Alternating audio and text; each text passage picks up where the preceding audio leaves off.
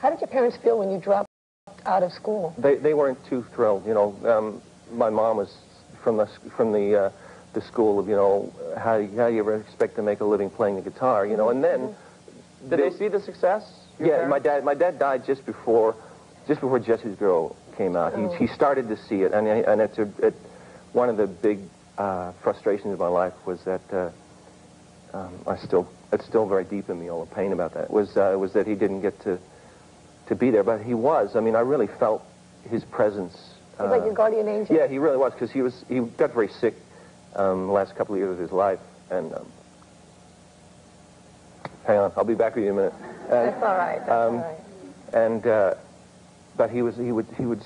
I remember when my mom said when he got the record, which had Jesse's Girl on, it was called Working Class Dog. Right. He would sit every day playing it and going, yeah, this one's going to do it. This one's going to do it. So he was always my champion, you know, when things were. Well, you know he's with you. Yeah, absolutely. Yeah.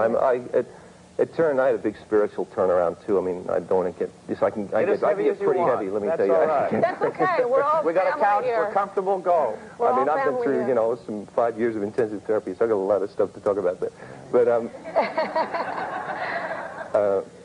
what was I talking about? Well, about your dad. What? About your father. Yeah, but what specifically? Well, just how he pulled you through, and it comes and goes. Huh? You pulled on that strength of your dad, knowing he was there. Yeah. He was a big believer.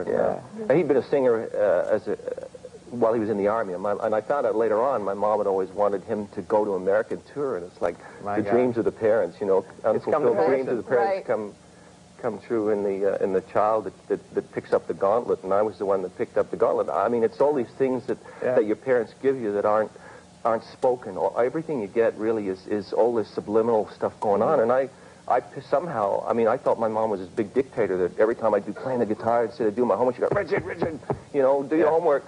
Really, she was the one that was going, go, do it, you know. And so when I dropped out of school, I was kicked out, actually, because I got into music, and I knew what I wanted to do, and I knew geography wasn't going to help me at that point. But I don't recommend that to my kids, and I'm saying, you got to get an education. Do you see musical talent in them?